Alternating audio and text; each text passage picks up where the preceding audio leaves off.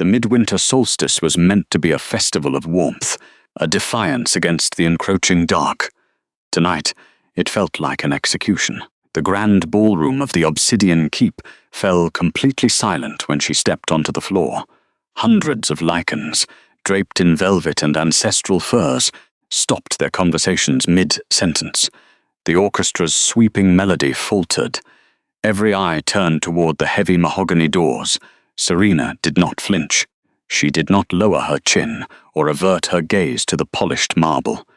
The rejection ceremony was supposed to break her. Everyone in this cavernous room had expected the young Omega to crumble, to weep, to fall to her knees, and beg for the mercy of the crown when the decree was read 6 months ago. She did none of those things. Now, standing at the threshold of the very court that had exiled her to the borderlands, she looked entirely transformed. The midnight silk dress flowed around her like liquid shadow. It possessed no jewels, no heavy embroidery, no crest of the ruling pack. It was a statement woven in thread. It absorbed the light of the 1,000 floating candles overhead, making her appear as a phantom of quiet defiance. Her collarbones were bare, unmarred by any claiming mark. Her left hand swung freely, forever stripped of the silver bond ring he had forced her to surrender in front of Elder Vandrick and the entire council. A silver chill lingered on her skin, brought in from the raging blizzard outside, mingling with the scent of crushed pine and moonflower that naturally clung to her pulse points. Whispers erupted like hissing snakes across the hall.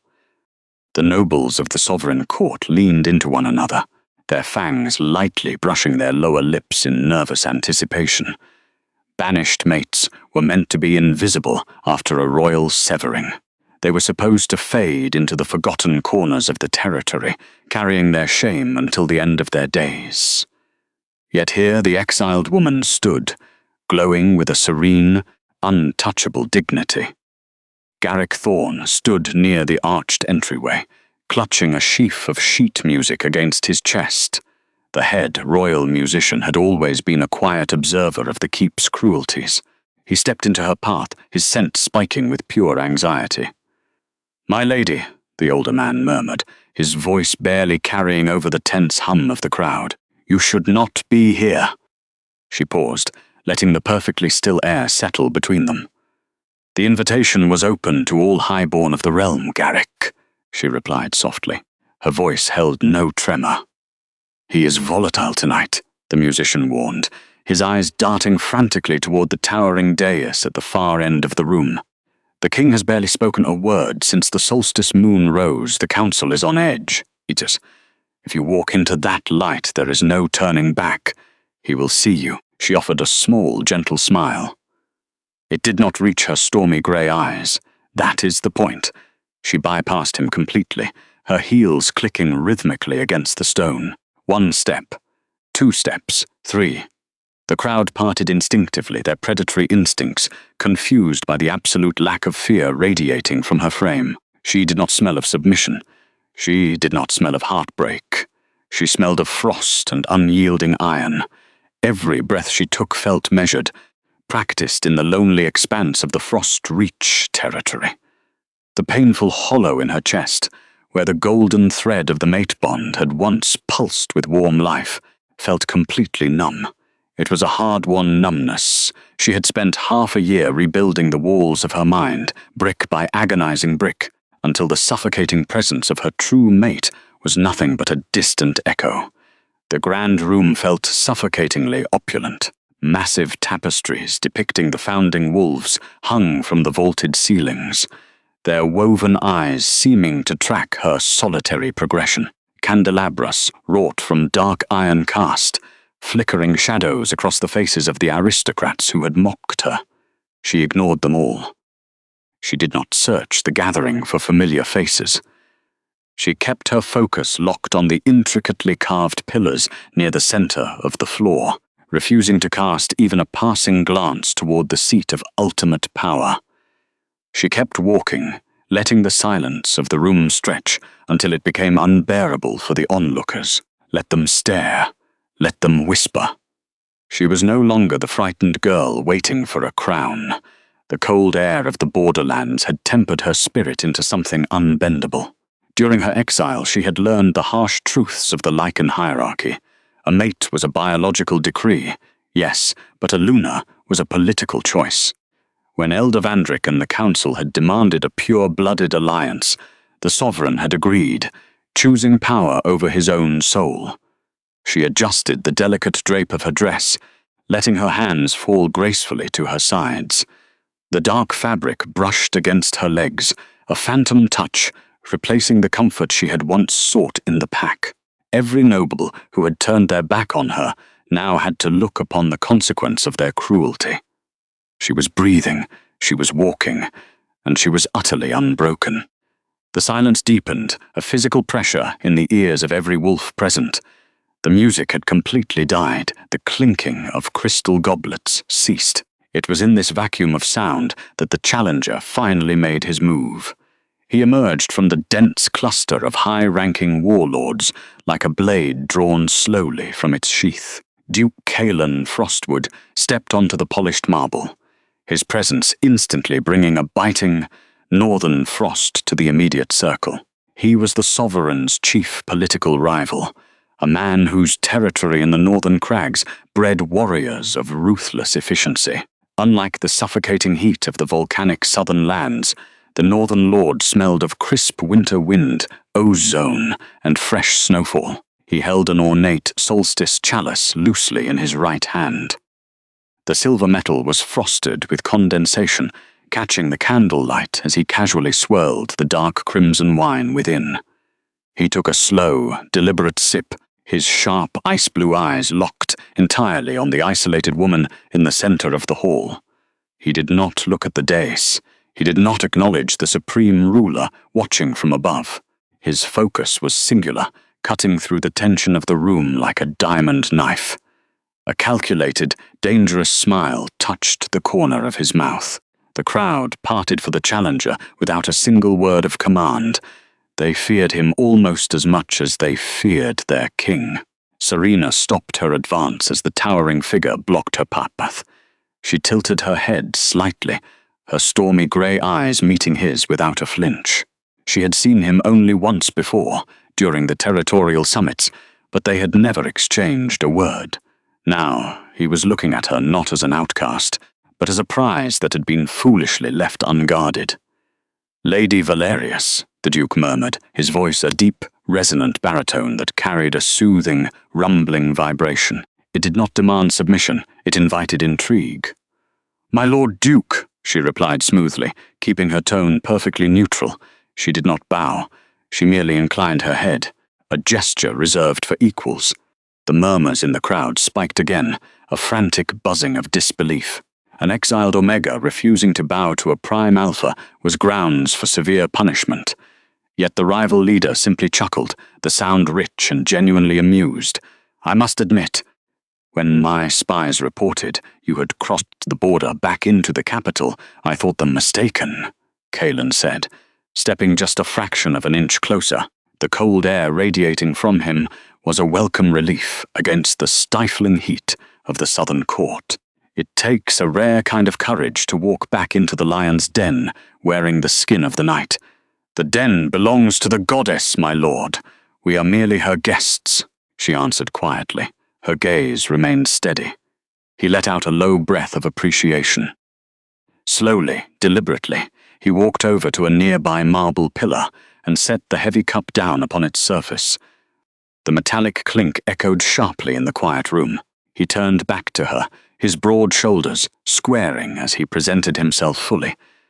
"They look at you and see a broken thing," the Northerner said, his voice dropping to a register meant only for her ears, though he knew the enhanced hearing of every wolf in the room was straining to catch his words. "I look at you and see the only woman in this keep with a spine made of steel." Her pulse gave a slow, steady thud.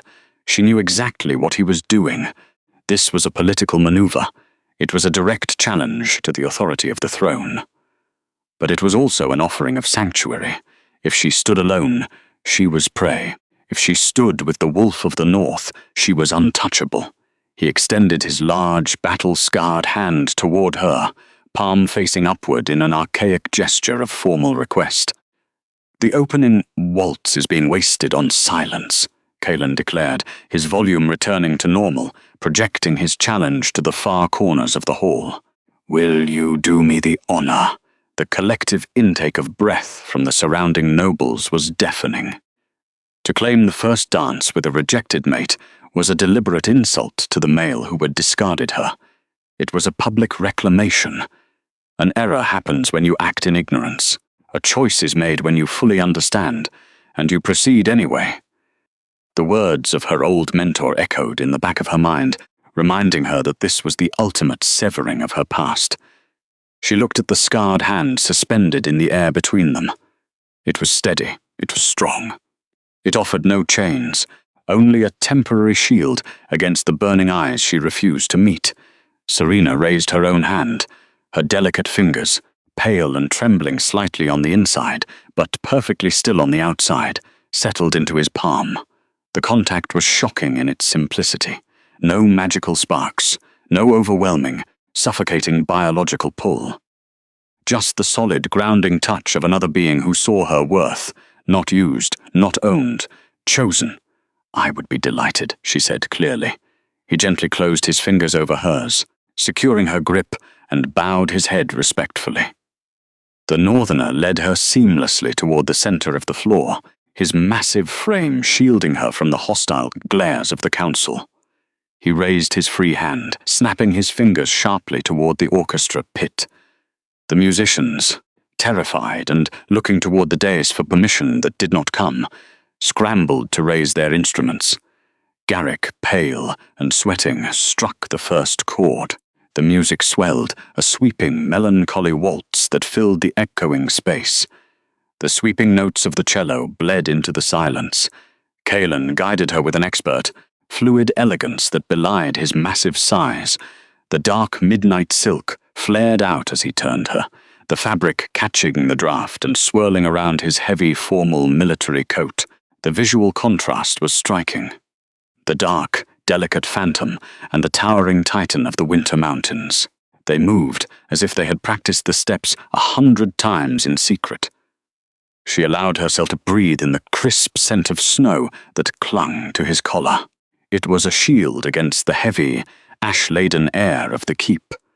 With every rotation, the whispering of the court faded further into the background. She was no longer an object of pity. By accepting his hand, she had shifted the entire political axis of the room. She was an independent entity, navigating the dangerous currents of the High Court on her own terms. High above the polished marble floor, perched upon the dais that commanded the entire hall, the true master of the territory sat in agonizing stillness. The obsidian throne was a monolithic structure carved directly from the bedrock of the volcanic mountains, a jagged seat of absolute authority. It was designed to make any man look small, yet Sauryn Obsidian inhabited it with a suffocating, lethal presence. He had watched her walk through the double doors. He had watched the silk pool around her ankles, and for the first 3 minutes, the king had forgotten how to breathe. His heart, which had beaten in a dull, hollow rhythm for 6 months, suddenly seized in his chest, the mate bond, the ancient, biological tether he had been forced to publicly deny, screamed to life. It was not a gentle awakening. It was a violent, tearing sensation, a golden thread pulling taut against his ribs with the force of a falling star. The scent of moonflower and crushed pine bypassed his logical mind and slammed directly into the primitive, territorial core of his inner beast. His hands gripped the carved armrests of the throne. The volcanic glass groaned under the pressure of his crushing grip. His molten amber eyes, normally shielded by a mask of cold indifference, flared with a terrifying luminescent glow. He could not look away from her. She was supposed to be broken. She was supposed to be hiding in the shadows of the borderlands, safe and out of sight, where the council could not reach her. Instead, she had walked directly back into the center of the viper's nest, looking more radiant and untouchable than any queen the history books had ever recorded. Then, the northern bastard had approached her. When Kaelen extended his hand, A low, guttural growl vibrated in the back of Sauryn's throat. The sound was so dark, so saturated with pure violence, that the royal guard standing on the dais instinctively stepped away, their hands dropping to the hilts of their swords. The sovereign's pulse hammered a frantic, sickening rhythm against his eardrums. Do not touch her. The thought was not words, but a raw projection of his wolf's sanity unraveling. Do not dare touch what is mine. But she took the rival's hand. As Kaelen's large palms settled firmly against the curve of Serena's waist to begin the waltz, a catastrophic shift occurred within the Prime Alpha. The psychological dam he had built to survive the political marriage demands shattered into dust. The physical reality of another man touching his fated mate triggered a defensive reaction so ancient and extreme it defied the natural world. The very air in the grand ballroom froze, the warmth completely devoured in a matter of seconds. Sauryn's breath hitched, his lips parting as a cloud of white vapor escaped his mouth. The unbearable, searing heat of the burning bond in his chest collided violently with the dark, suppressive magic he had used to numb his own emotions. The resulting blast of winter magic manifested as a deadly, unnatural frost. Frost began to spiderweb outward from the base of the jagged seat. The delicate ice crystals crept down the stone steps of the dais, consuming the red velvet runners. The air grew immediately sharp and biting. In the crowd below, the sudden cold hit the aristocrats like a physical blow. The fine, dark crimson wine inside the remaining crystal glasses flash froze, the glass cracking with sharp, pistol-like snaps that echo under the music. Women in backless gowns gasped, shivering violently as their breath plumed into the air like smoke. The grand hearths lining the walls, which had been roaring with massive log fires, suddenly sputtered and died, suffocated by the deathly chill radiating from the sovereign's despair.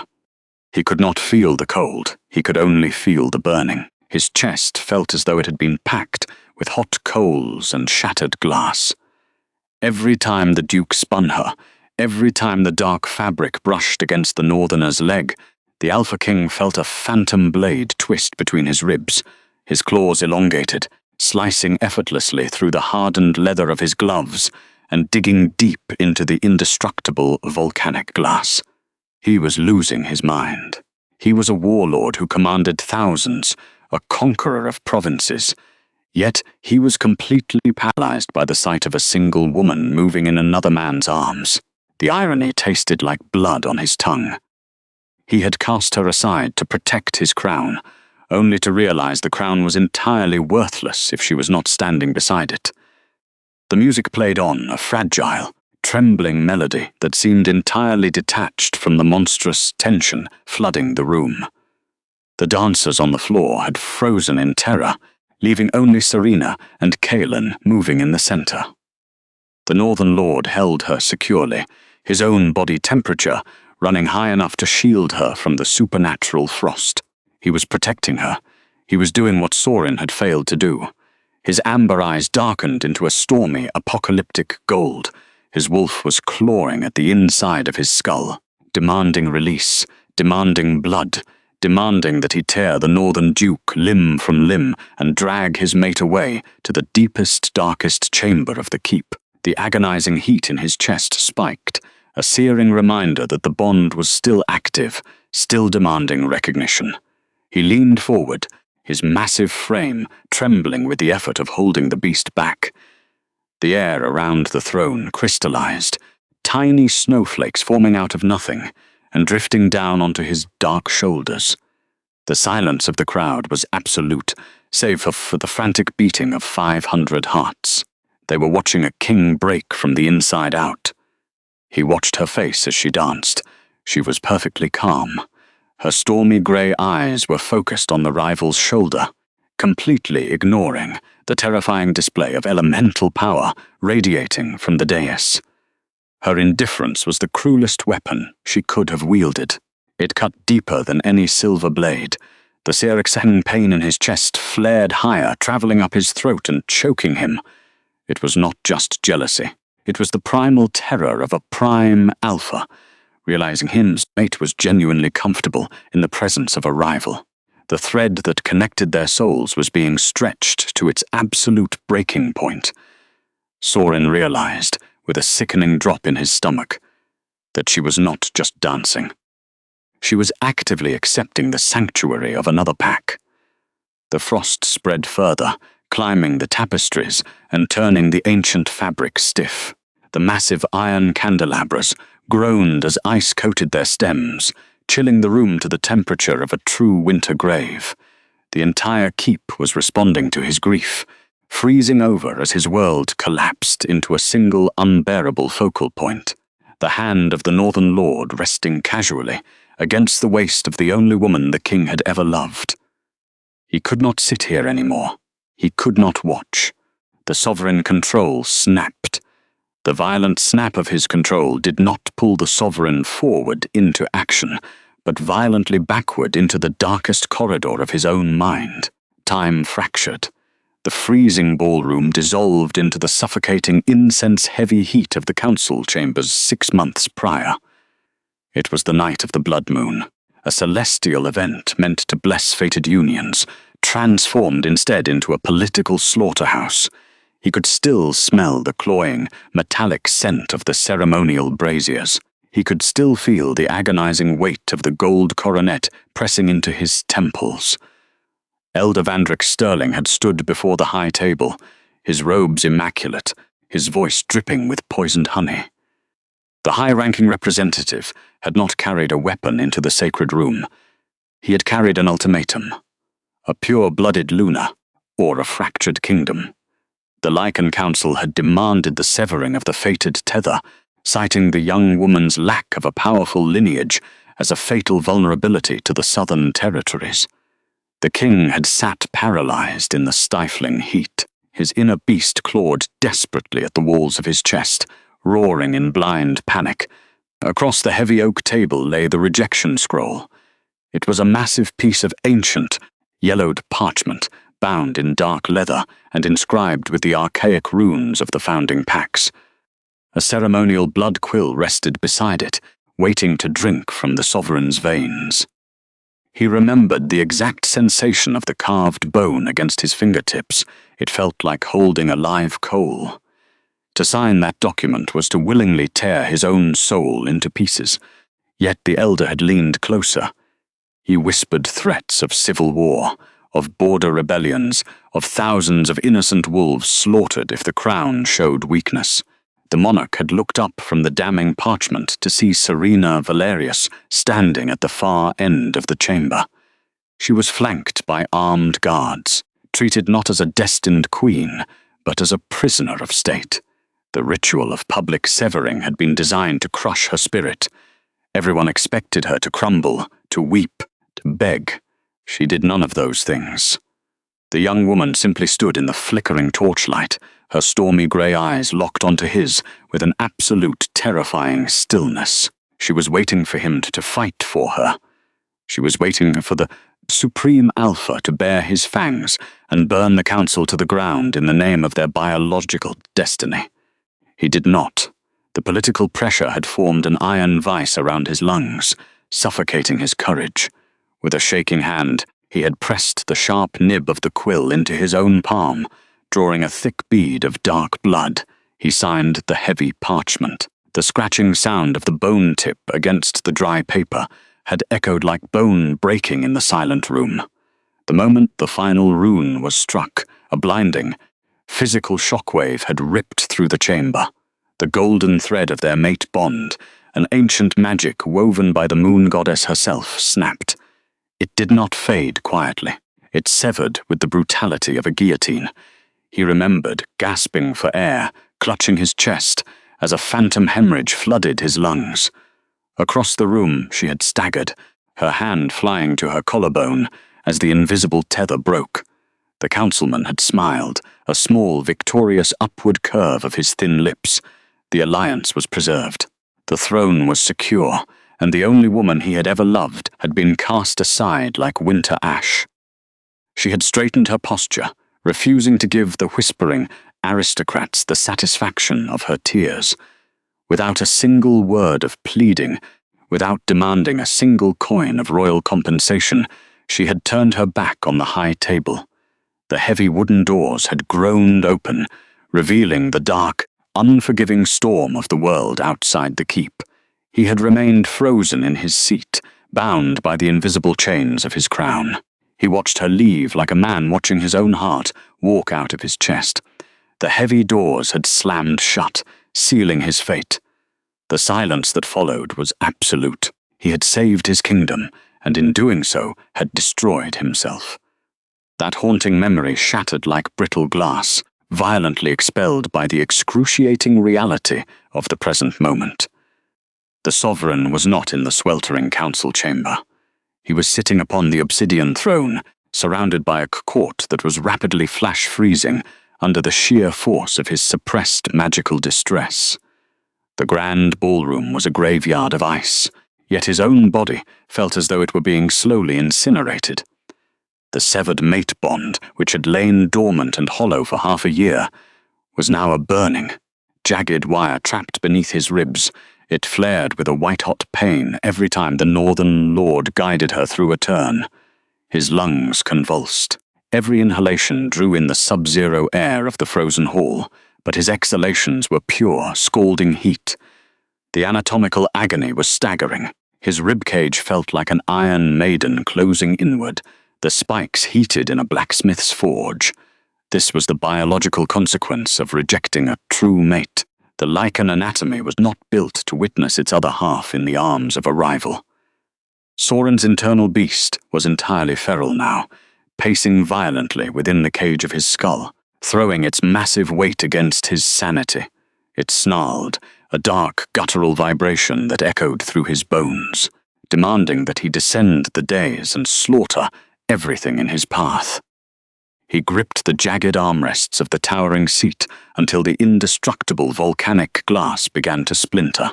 Tiny, razor-sharp shards bit deeply into the palms of his hands, drawing a hot blood that instantly steamed in the freezing air. He welcomed the physical sting. It was the only thing anchoring him to the present, keeping him from transforming right there in front of the horrified nobility. His molten amber eyes were fixed entirely on the dancing pair, tracking their every fluid movement. Serena moved gracefully, perfectly in sync with the massive rival duke, her dark fabric sweeping across the frosted marble floor like a shadow over fresh snow. Every time they completed a rotation, the agonizing heat in his chest spiked. It was a suffocating, possessive torment. The scent of her natural pheromones, crushed pine and delicate moonflower, drifted upward through the frigid air, slipping past his mental defenses and striking his primitive senses with lethal precision.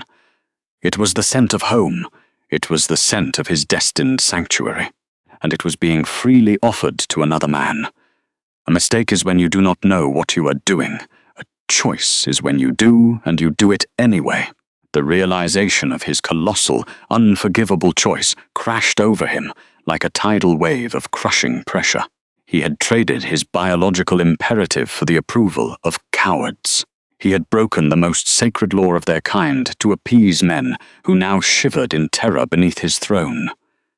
Down on the frozen dance floor, the dynamic between the outcast and the challenger was shifting into something far more dangerous than a simple waltz.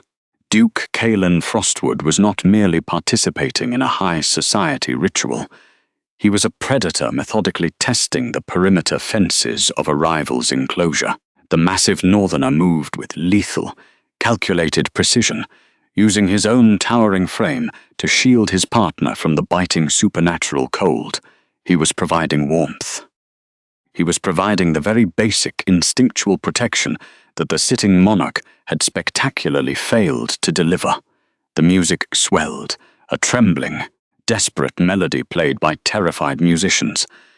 Kaelen's smoothly pulled his partner a fraction of an inch closer, eliminating the polite, formal distance between their bodies. He leaned his head down, the silver clasps of his military coat brushing lightly against the bare, unmarred skin of her collarbone. The proximity was deliberate. It was a calculated display of intimacy designed to be fully visible from the towering dais. His lips hovered mere millimeters from her ear, moving in a slow, deep whisper. Though the exact words were drowned out by the sweeping cello, the meaning was unmistakable. It was a protective promise of sanctuary. It was an offer to rebuild the walls the southern court had torn down. Serena did not flinch away from the contact. She did not stiffen or push the massive alpha away to preserve her modesty. Instead, she leaned slightly into the warmth of his heavy coat. The midnight silk dress draped perfectly around her swaying form, a dark armor of her own making, entirely detached from the heavy velvets and ancestral furs of the court that had banished her. She looked at peace, the hollow, haunted emptiness that had shadowed her eyes during the rejection had vanished, replaced by a quiet, untouchable sovereignty. She had found her footing in the ashes of her old life. As they turned at the center of the hall, the Northern Lord lifted his chin. His sharp, ice-blue eyes swept upward, cutting straight through the freezing mist in the air. He did not look at the trembling nobles. He did not look at the grand tapestries. Kaelen locked his gaze directly onto the glowing, apocalyptic amber eyes of the Alpha King sitting high above. The eye contact was held for 3 impossible, agonizing seconds. It was a deliberate, lethal provocation. The rival was silently stating what everyone in the room already knew. He recognized the immense, quiet power that the southern ruler had foolishly discarded. True value could never be erased by a cruel mandate. A dark, triumphant smirk touched the corner of Kaelen's mouth. His large, battle-scarred hand shifted on her waist, his fingers pressing firmly into the midnight fabric in a gesture of absolute, undeniable claim. He was treating the exiled woman like a reigning queen, exposing the sitting monarch's ultimate failure to the entire realm. The territorial boundary had been decisively crossed. The invisible line drawn in the ice had been trampled. The crushing heat in the sovereign's chest reached a critical, explosive threshold, obliterating the last remaining fragment of his political restraint. The deafening crack of shattering volcanic glass echoed through the deathly stillness of the vaulted ceiling. Sauryn Obsidian rose from the high seat. He did not simply stand. He erupted, the massive slabs of the obsidian throne, a legendary artifact forged centuries ago in the fiery depths of the founding mountains to represent the cold, unyielding burden of royal duty, fractured under his bleeding grips. Jagged black splinters of the indestructible material rained down the frosted marble steps, a physical manifestation of a sovereign mind completely collapsing inward. His own royal blood, hot and steaming, smeared across the ancient stone, defiling the very seat of power he had sacrificed his soul to protect. The sheer concussive force of his unleashed aura rolled outward in a violent, suffocating wave of sub-zero pressure. The dancing couples who had been rotating near the center of the floor scrambled backward in blind, uncoordinated terror.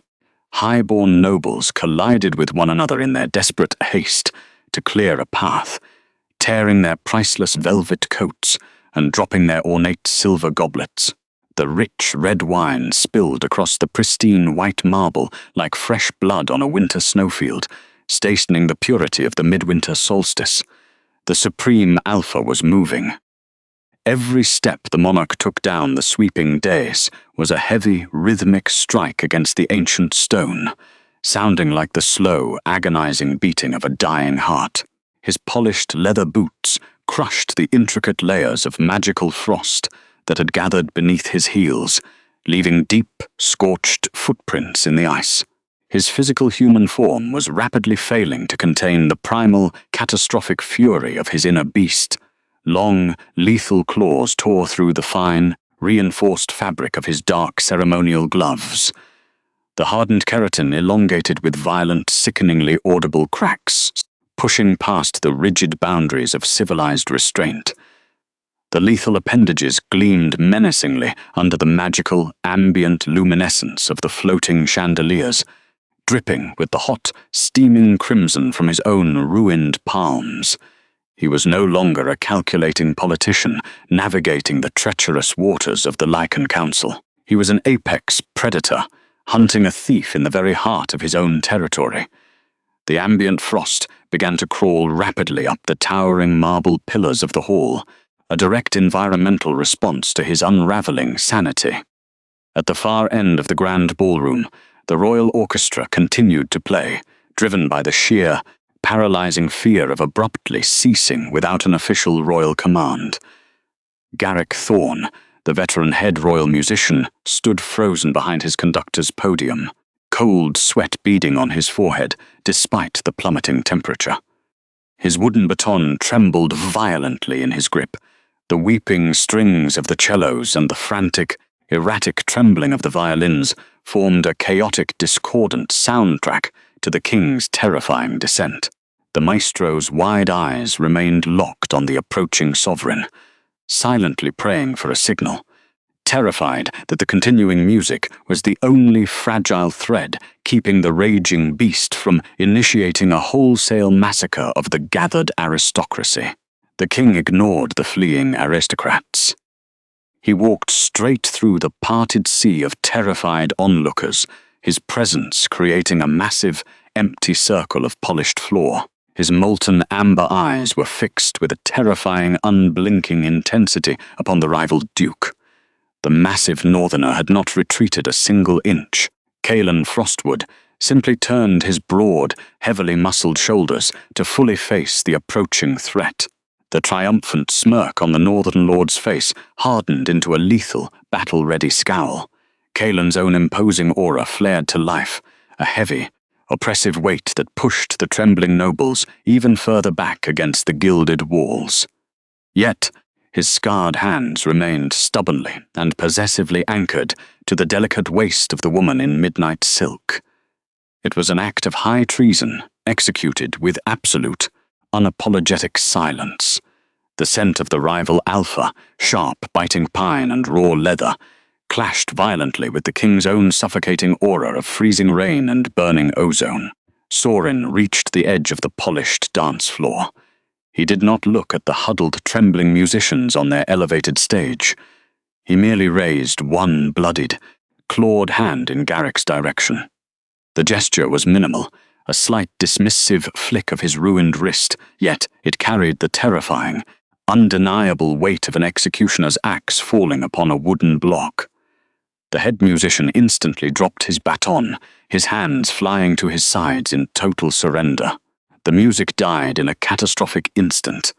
A primary cello string snapped under the sudden, violent tension of a halted bow, with a sharp crack that echoed like a sniper's gunshot in the cavernous hall. The sudden, absolute silence that crashed down upon the Obsidian Keep was heavier and colder than the magical frost covering the tall glass windows. It was a thick, suffocating vacuum. Hundreds of lichens stood completely paralyzed, their hearts hammering against their ribs. No one dared to exhale. The air had turned to glass in his lungs. The Supreme Alpha took the final 3 deliberate steps into the center of the room, stopping a mere 5 paces from the intertwined pair. The ambient temperature around him was dropping so rapidly that the terrified breaths of the surrounding nobility plumed into thick white clouds of condensation, drifting upward like smoke from a dying fire. Yet the heat radiating from within his own chest was a scorching, unbearable inferno of possessive rage. The towering sovereign squared his broad shoulders, his imposing frame, casting a long, jagged shadow that swallowed the remaining distance between them. His internal beast roared against his ribs, begging to tear the northerner's throat out, to paint the white marble floors crimson, to physically reclaim what the universe had decreed was biologically his. His massive chest he heaved with ragged, uneven breaths. The silence stretched, pulled tight and brittle as a drawn bowstring, as the entire court waited for the king to unleash his wrath. Kaelen shifted his massive frame, a subtle, highly calculated movement designed to place his own formidable body directly between the approaching monarch and the quiet Omega. It was the instinctual, unavoidable maneuver of an alpha protector, shielding his chosen mate from an incoming lethal threat. That single defensive shift in posture sent a fresh, sickening wave of boiling agony straight through Sauryn's chest, twisting the invisible knife deeper into his lungs. The territorial display was a blatant insult to his absolute sovereignty.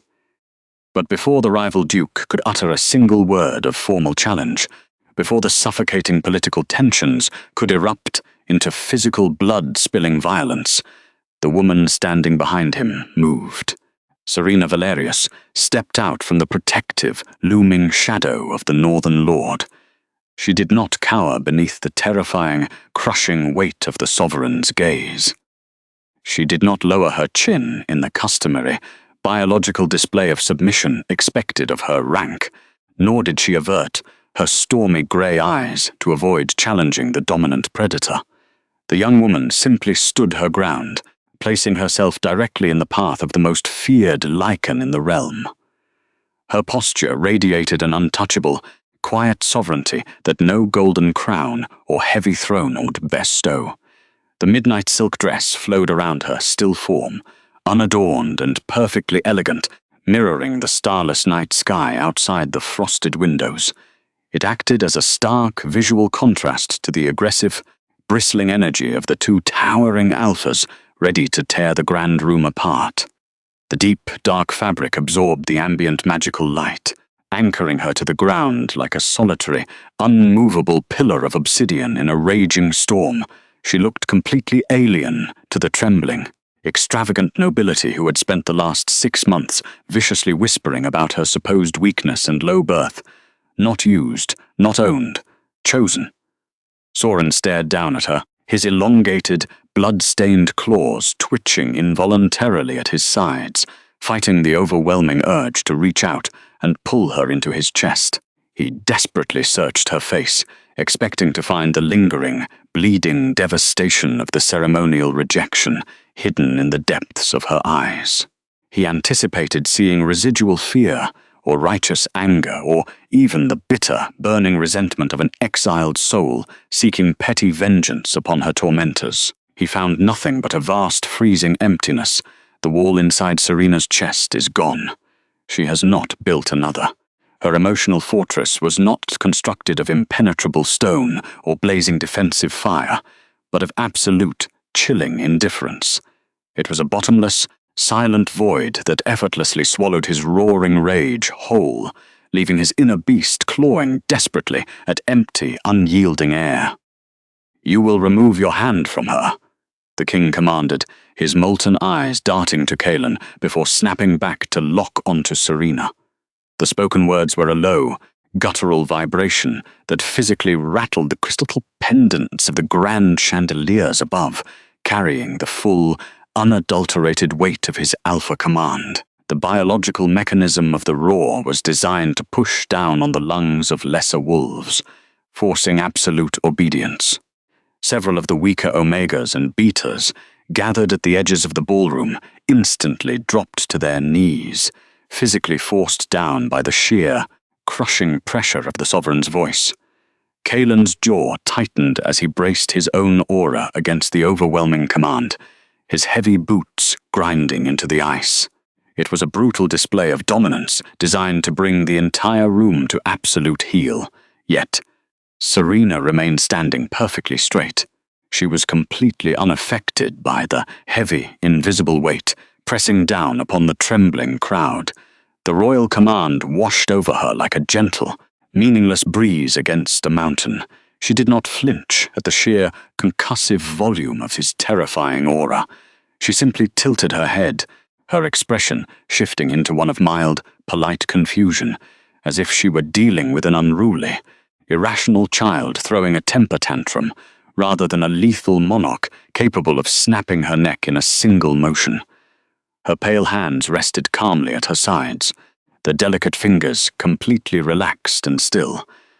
She did not nervously reach for her collarbone to soothe the ache of the severing. She did not seek the phantom warmth of a connection that no longer existed. She was entirely immune to his voice because her soul no longer recognized him as her leader. "I am a free citizen of the neutral border territories, Your Majesty," she replied. Her voice was barely a whisper, a soft, even cadence that lacked any trace of the heavy, suffocating melodrama permeating the room. Yet it carried effortlessly through the dead, breathless silence of the frozen hall. It was a calm, melodic sound, completely devoid of the trembling terror that held the rest of the court hostage. I found my peace in the frost reach. The outcast continued, her stormy eyes reflecting the icy, fractured light of the chandeliers. I am not bound by the restrictive edicts of your council, nor am I subject to the volatile jealousies of your court. I will not let you drag me back into the politics of a room that deemed me unworthy. I will dance with whomever I choose. The sentences were spoken with a terrifying absolute politeness. They were not laced with venom, nor were they heavily laden with dramatic irony designed to openly mock him. They were a simple, literal statement of undeniable fact. She was officially, publicly reminding the Supreme Alpha of the exact legal and territorial reality he had cowardly created. He had given her nothing but a public execution of her dignity to appease his advisers, so she owed him absolutely no obedience in return. He had cast her into the brutal, unforgiving snow, and now she belonged entirely to the winter. Sauryn's jaw clenched so tightly that the dense bone threatened to shatter under the immense building pressure. The sheer, staggering audacity of her calm defiance was a jagged psychological blade twisting slowly and deliberately in his gut. The trembling aristocrats watched the exchange in horrified, breathless fascination. Elder Vandrick Sterling stood near the grand archways, his face pale as a sheet, suddenly realizing that his grand political design was backfiring spectacularly as the monarch rapidly lost his mind. The crowd fully expected the king to strike the fragile woman down for exhibiting such blatant, suicidal insubordination, but he could not move a single muscle to harm her. The sovereign was completely paralyzed by the sheer, unyielding dignity of the young woman he had so easily discarded. She stood her ground without ever needing to raise her voice, effortlessly demanding the basic, fundamental respect he had spectacularly failed to give her at the altar. The heavy, agonizing silence held for another excruciating heartbeat before the true, devastating anatomical backlash finally struck the monarch. The invisible, spiritual tether connecting their souls, which had been violently suppressed and legally severed by the council's damning decree 6 months ago, suddenly flared to life with a blinding, catastrophic intensity. It was not a comforting, nostalgic flare of returning warmth or mutual recognition. It was a violent, erratic spasm of dying, desperate magic fighting for its last gasping breath. The physical pain of the rejected bond spiked directly behind the sovereign's sternum with the kinetic, shattering force of a driven iron spike. Sauryn gasped, a harsh, wet, tearing sound that echoed obscenely loudly in the cavernous, entirely silent room. He violently staggered backward. His heavy, leather-clad heel caught awkwardly on the raised, frosted edge of a marble tile, his towering, imposing frame swaying dangerously off balance. The Supreme Alpha's elongated claws dug frantically into the empty, freezing air, desperately seeking physical purchase against the sudden, crushing gravity of his own total biological failure.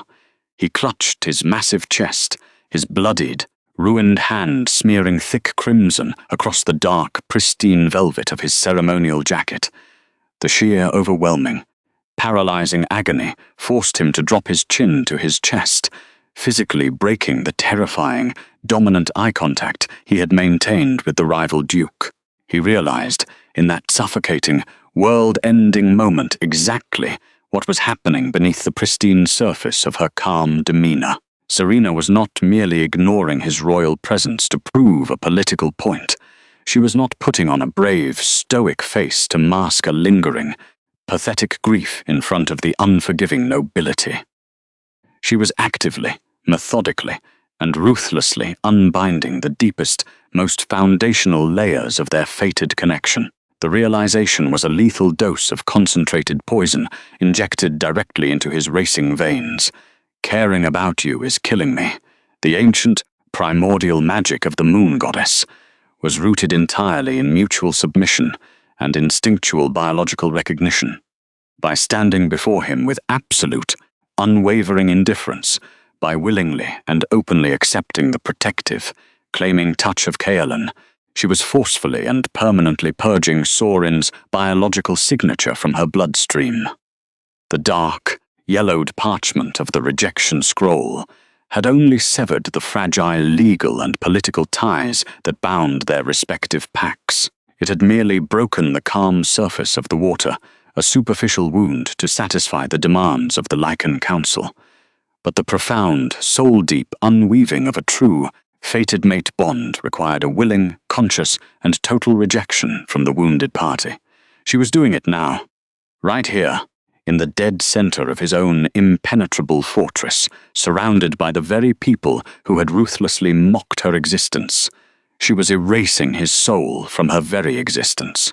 The blinding pain radiating through his chest was the literal, physical sensation of his own spiritual roots being violently, mercilessly ripped from her soul, leaving nothing but scorched earth behind. The golden thread of destiny was turning to black ash inside his lungs. A cold, clammy sweat broke out across his pale forehead, mingling rapidly with the freezing magical mist that hung heavy in the ballroom air. The agonizing pain radiating from his heart forced his elongated claws to retract involuntarily, the sharp keratin shrinking back into his raw, bleeding fingertips. His inner beast whimpered, a pathetic, broken, high-pitched sound that echoed hollowly within the dark confines of his deteriorating mind. It curled in on itself, completely defeated by the quiet strength of a woman it had once deemed too weak to protect. The terrifying, unstoppable predator that had descended the days only moments ago, ready to slaughter a rival king and burn the room to ashes, was suddenly reduced to a wounded, desperate creature bleeding out on the polished floor of its own territory. The Supreme Alpha looked up, his breathing shallow, rapid, and strained. His molten amber eyes were wide with a sudden, suffocating, existential panic as he stared at the untouched, majestic figure of his former mate. He had believed he held all the absolute power when he signed his name in blood. He was entirely, devastatingly wrong. She was the one holding the blade. "Serena," he breathed. The single, fragmented word was completely stripped of all grandiose titles, of all intimidating sovereignty, and of all arrogant alpha pride. It was a raw, bleeding, pathetic exhale of a man drowning in a freezing sea of his own making. The sound of it was so incredibly vulnerable, so utterly broken, that several members of the surrounding aristocracy visibly recoiled in absolute horror. She did not reach out to him. She did not instinctively step forward to offer the soothing, healing touch of her delicate hands, as a true mate was biologically driven to do.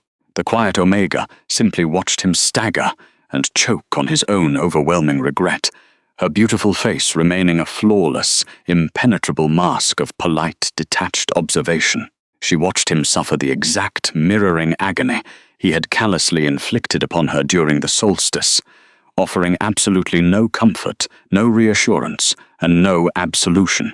The visible, undeniable physical weakness radiating from the feared monarch sent massive shockwaves of disbelief rippling through the gathered nobility. The untouchable, invincible king was completely falling apart, reduced to a staggering, gasping shell of his former glory right in front of their eyes. And the silent architect of his ultimate destruction had not even needed to raise a hand. The vacuum of the grand ballroom magnified the ragged sound of Sauryn's breathing. He struggled to draw air.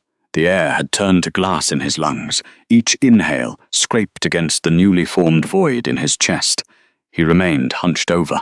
His ruined hands clutched the velvet of his jacket right above his protesting heart. A few feet away, lying abandoned on the frosted marble, a Solstice chalice rested on its side. It had slipped from the fingers of a baron moments before. Crimson wine leaked from the silver rim. It pooled into the frozen grout lines of the floor. A single drop of blood fell from the king's claws, striking the spilled wine with a soft splash. That tiny sound was the only noise daring to exist within the space. The Alpha forced his head upward. His amber eyes were stripped of their predator intensity. They were bloodshot and swimming in desperation. He looked past the shoulder of Duke Kaelen. He fixed his gaze solely upon Serena. The northerner tensed. His pine scent spiked with aggression, expecting the monarch to launch an assault. Kaelen braced his boots against the sus. His claws lengthened in preparation for a clash. The tension in the room hummed. The courtiers shrank back into the shadows. Frost climbed the walls, but the attack never came. The Alpha King did not roar. He did not bare his fangs. His shoulders slumped forward. The frame that had terrified the Lycan councils to submission deflated. The aura of freezing rain evaporated, replaced by the sour scent of grief and panic. Sauryn swallowed hard, the muscle in his neck, strained as he fought to push the words past the ash in his throat. Please. The word fell from his lips like a dying breath. It was a fractured whisper, carrying no sovereign weight, no royal authority, and no political threat. It was the sound of a desperate man begging for his life. The nobility gasped. A hissing intake of air rippled through the aristocrats. Elder Vandrick stumbled backward. His back hit a stone pillar as the impossibility of the moment shattered his reality. The monarch of the Obsidian Keep was openly groveling before an outcast. "Step away from him," Sauryn pleaded, his voice cracking. "Do not do this, I am asking you. I am begging you. Come back to me." He extended one blood-stained hand toward her. The gesture was stripped of pride, an open supplication. The claws had retracted, leaving only torn skin and the empty palm of a man realizing he had thrown away his salvation. The agony in his chest pulsed with every beat of his heart, a constant reminder of the severing she was executing.